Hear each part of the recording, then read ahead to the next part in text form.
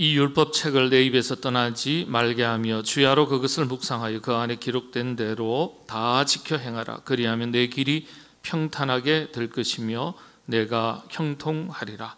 내가 내게 명령한 것이 아니냐. 강하고 담대하라. 두려워하지 말며 놀라지 말라. 내가 어디로 가든지 내 하나님 여호와가 너와 함께 하느니라 하시니라.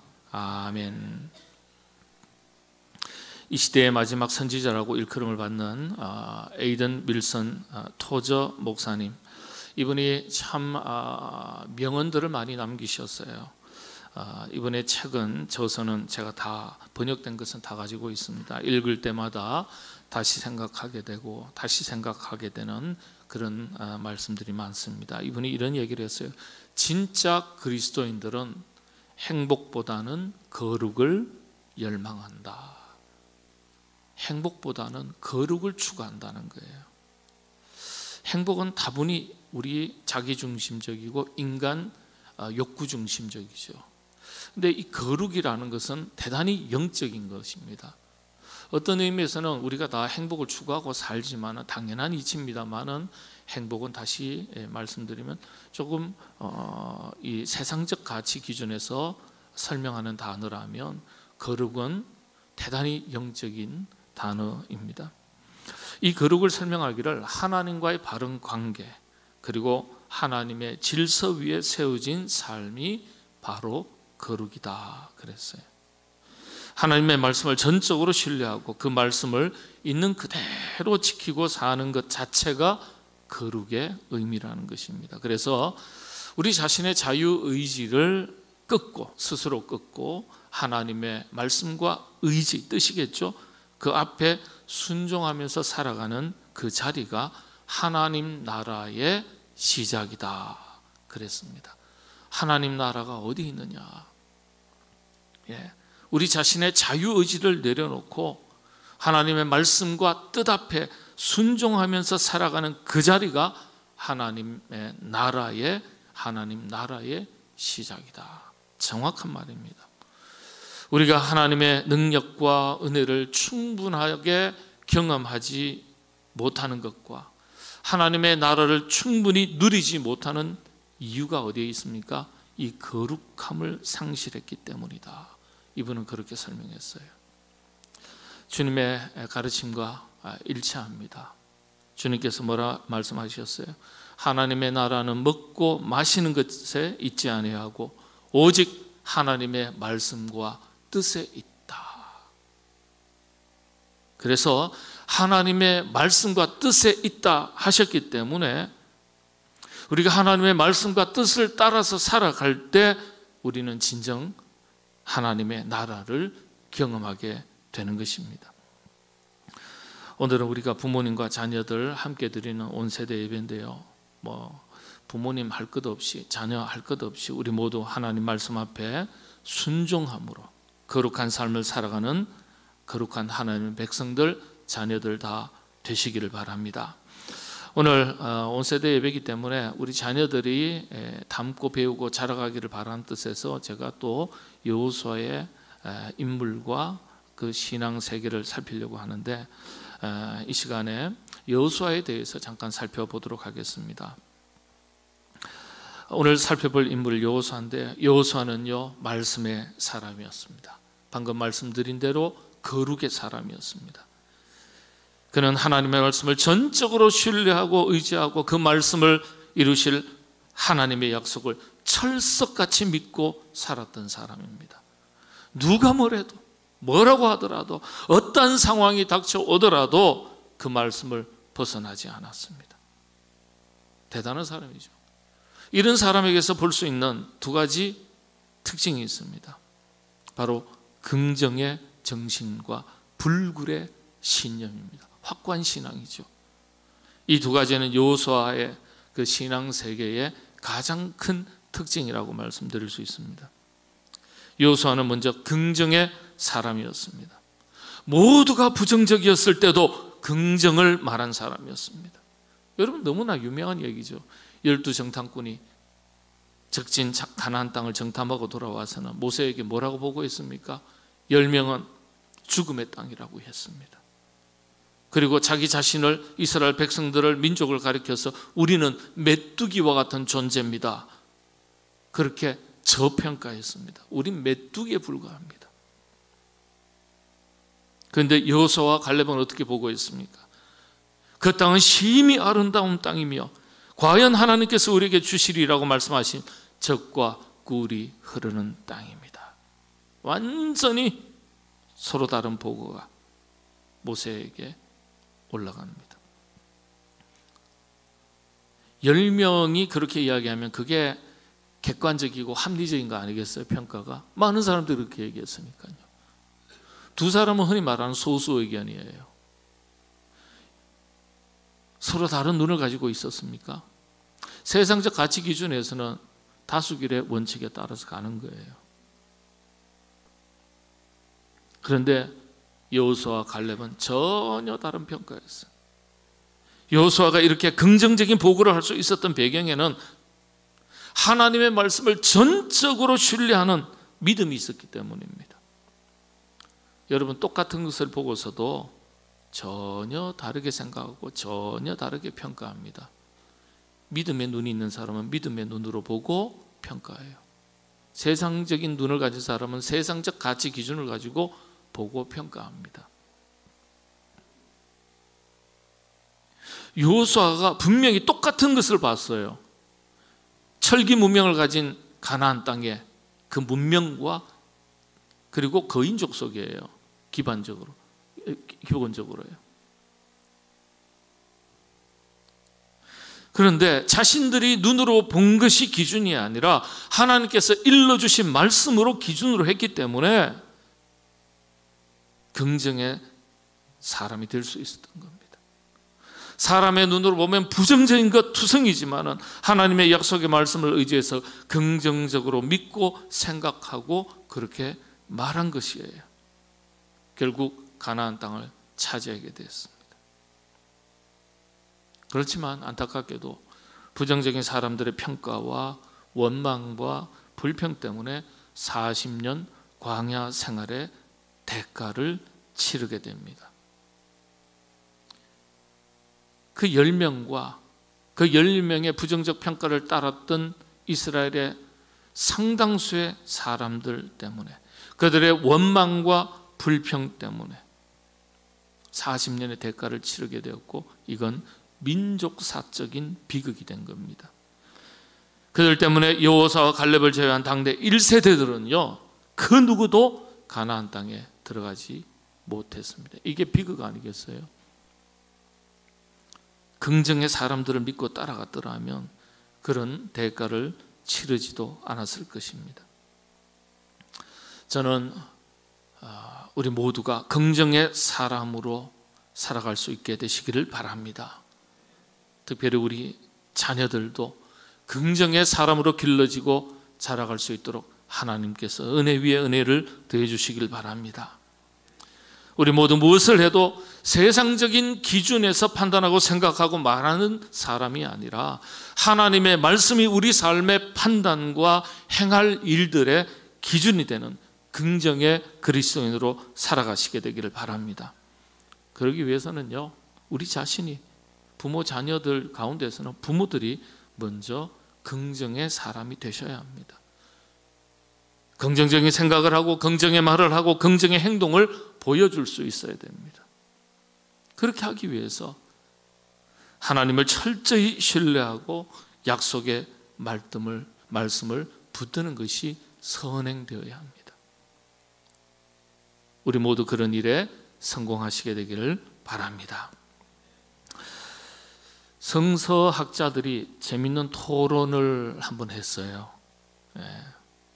어떤 토론이냐 하면, 여호수아가 가나안 땅에 들어가서 제일 먼저 했던 일이 무엇일까? 40년 광야 생활 거쳐서 그 땅에 들어갔는데 제일 먼저 뭘 해야 되겠죠? 거주지가 필요하잖아요. 주거에 관계된 일들을 제일 먼저 해야 되잖아요. 일단 하루를 자야 되잖아요. 그러니까 어디서 잘까? 조금 더 확대하면 가나안 땅에 들어가서 집부터 먼저 지었을까? 아니면 여기저기 땅을 밟는 것부터 먼저 했을까? 어느 걸 먼저 했을까요? 가나안 땅에 들어가서 오늘은 삼송리, 아직도 입에 익숙합니다. 삼송동, 다음에는 원흥동. 아니 잠잘 곳 오늘 저녁에 당장 잠잘 곳부터 마련해야 되는데, 아니 거기 갔다가 오금동 왔다가 신원동 갔다가 벽제 고양동도 갔다가 어디까지 갈까요? 화정동 갔다가 행신동 갔다가 하루 종일 한 바퀴 다 돌 것 같아요. 잠자리가 문제가 아니에요. 지금 밤을 새워서라도 한 바퀴 다 돌 것 같아요. 왠지 아세요?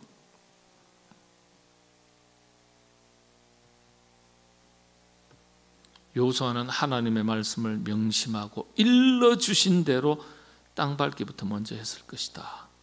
이 성사학자들이 그렇게 결론을 내렸습니다. 재밌자고 농담조로 나눈 그런 이야기인데 아주 재밌는 단순한 결론입니다. 왜 그런 줄 아세요? 하나님께서 여호수아에게 여호수아 1장 3절에 보면요, 이렇게 얘기하세요. 내가 모세에게 말한 바와 같이 너희 발바닥으로 밟는 곳은 모두 내가 너희에게 주겠다. 밟는 곳은 다 주겠다 그랬으니까 어떻게 해요? 지금요 1시간이 아까워요. 1시간 동안 여러분이 한 바퀴 돌면요 그 땅이 다 여러분 땅이 되는 거예요. 그러면 여기 가만히 계시겠어요? 예배를 제치고서라도 땅 밟기 나갈 거예요. 지금 아니 1000평을 돌면 1000평 다 주시겠다 그러고 10,000평을 돌면 10,000평 다 주시겠다 그러면 지금 저부터 우리 임 목사님 설교하세요. 저는요 하루 종일 땅 밟게 할 것 같아요. 왜냐? 밟는 대로 주시겠다 그랬으니까. 조금 단순 무식하게 설명드리면 그렇습니다. 좌우 돌아보지 않고 약속하신 대로 말씀을 앞세우는 거예요. 이게 여호수아의 신앙입니다. 부담스러운 이방 민족에게 둘러싸여 있어도 피하지 않고 자신의 발로 그 땅을 밟았습니다. 여러분, 신앙의 힘은요 말씀을 있는 대로 그대로 받고 있는 그대로 지킬 때 생깁니다.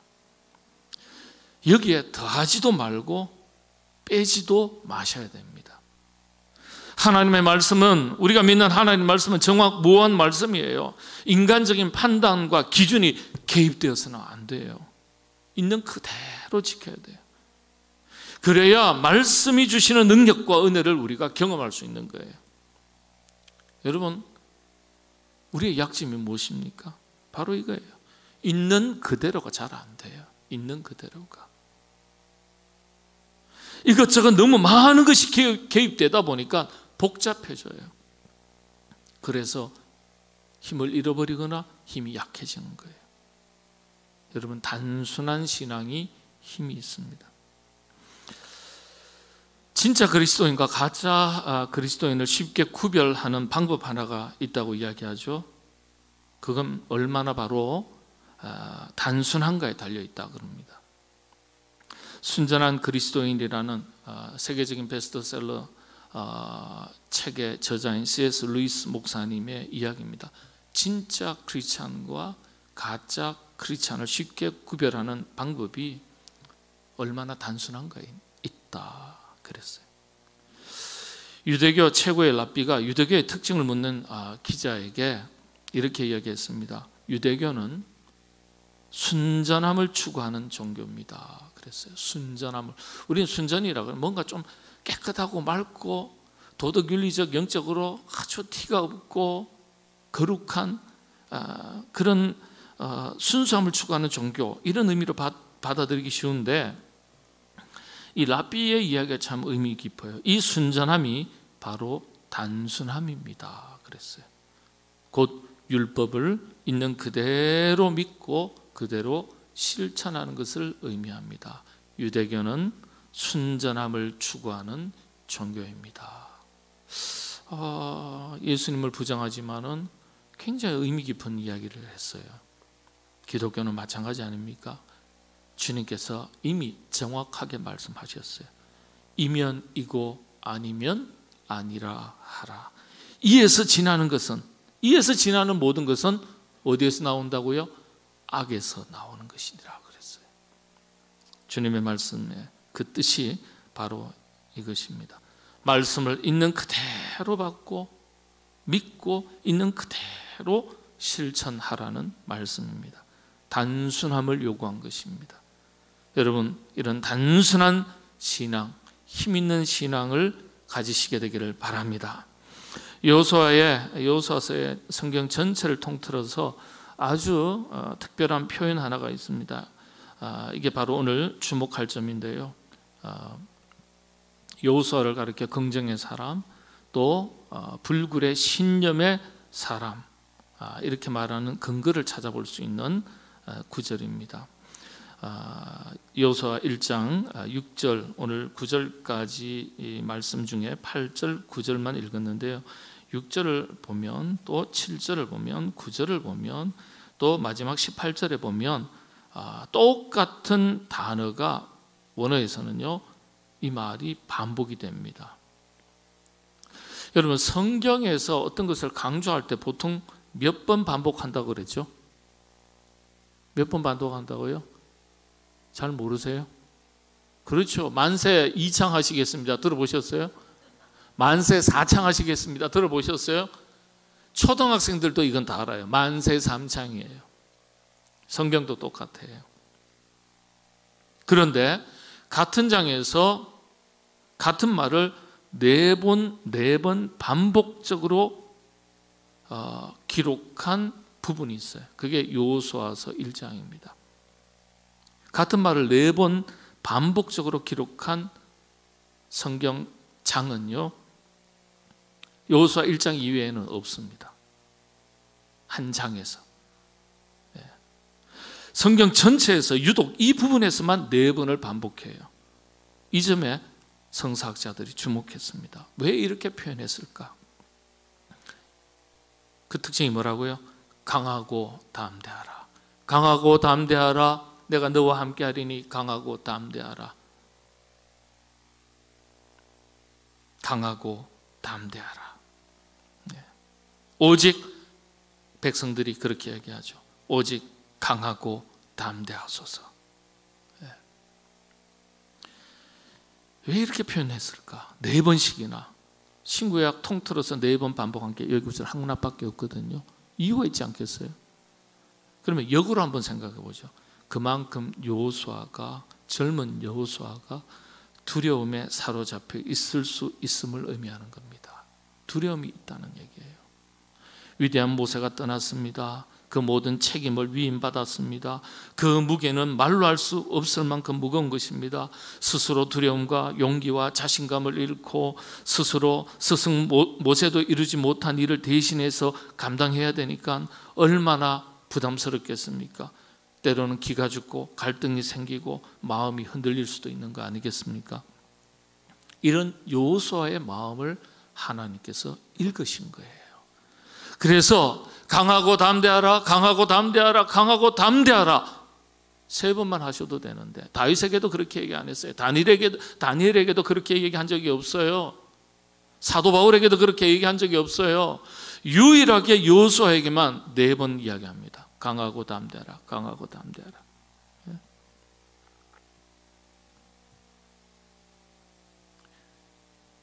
강하고 담대할 수 있는 이유를 하나님께서 설명하셨어요. 내가 너와 함께 하겠다. 내가 너와 함께 하겠다. 내가 너를 떠나지 아니하며 버리지 아니하겠다. 5절의 말씀이거든요. 하나님께서 너와 함께 하시겠다는 철석 같은 약속의 말씀을 여호수아에게 주신 거예요. 이 말씀을 붙들어야 되죠.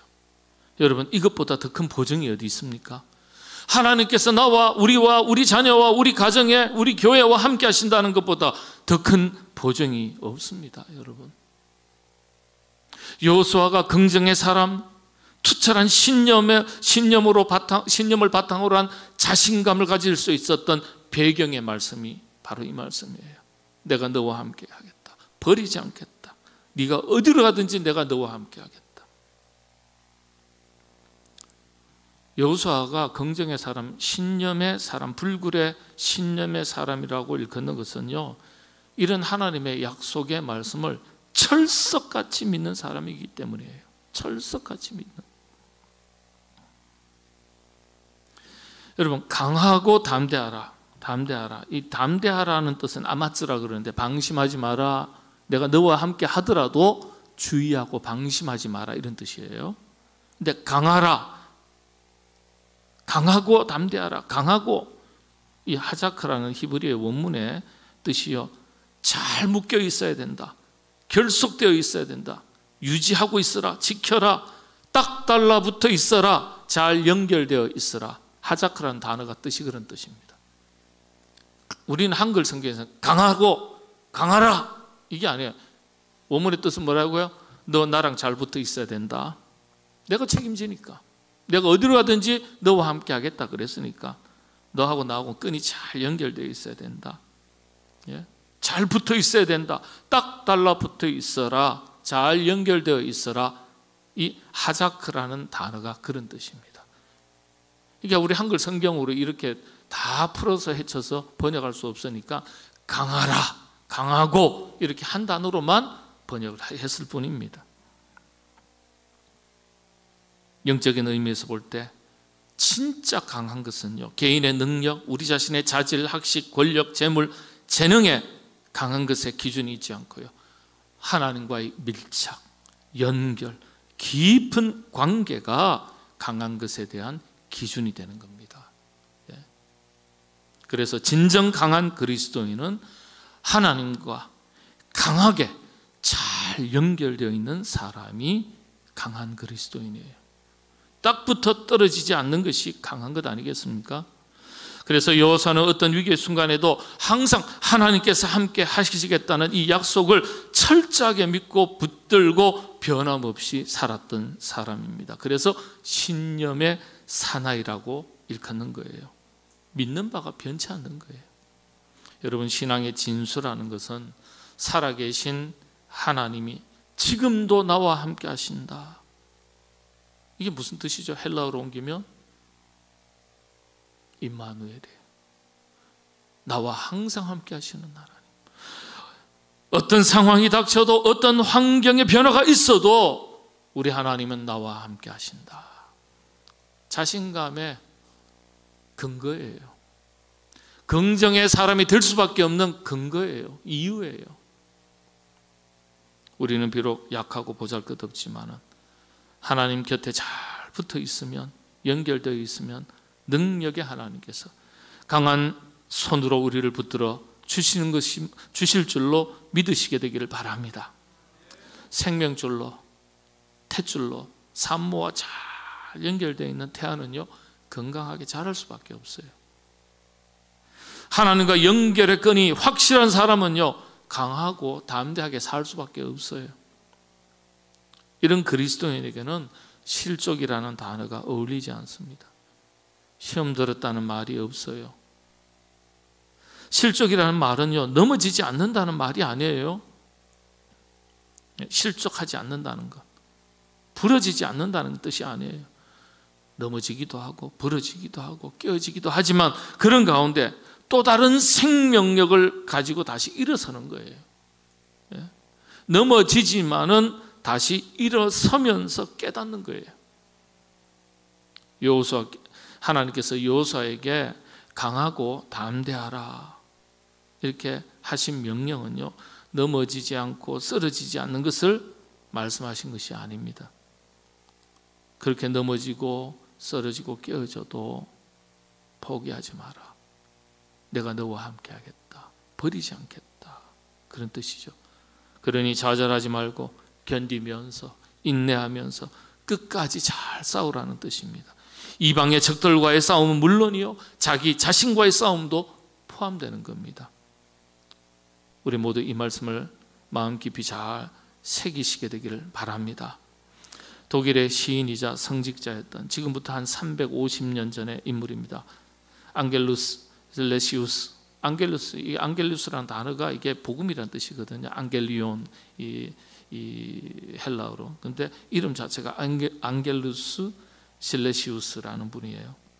목사님이자 또 이 시인이었습니다. 이분이 이런 얘기했어요. 글을 읽다 보니까 있어서 제가 인용을 합니다. 비록 우리가 하나님의 말씀을 들고 있는 그리스도인이라 할지라도 그 말씀 안에서 다시 태어나지 않으면 여전히 우리는 세속의 사람이다. 이분이 처음으로 세속 그리스도인이라는 용어를 처음 사용하신 분입니다. 세속 도시, 세속 그리스도인. 기독교에서 처음으로 사용하신 분이에요. 말씀을 들고 있는 그리스도인이라 할지라도 그 말씀 안에서 다시 태어나지 않으면 우리는 여전히 세속의 사람이다. 어떤 처지에서도 하나님이 나와 함께 하신다는 이 약속의 말씀을 붙들고 흔들리지 않고 살아가야 하겠습니다. 강하고 담대하라. 여호수아에게만 주신 말씀이 아니라 오늘 우리에게, 우리 모두에게 주시는 약속의 말씀입니다. 이 말씀을 붙들고 승리의 삶을 살아가시는 여러분 다 되시기를 바랍니다. 기도하겠습니다.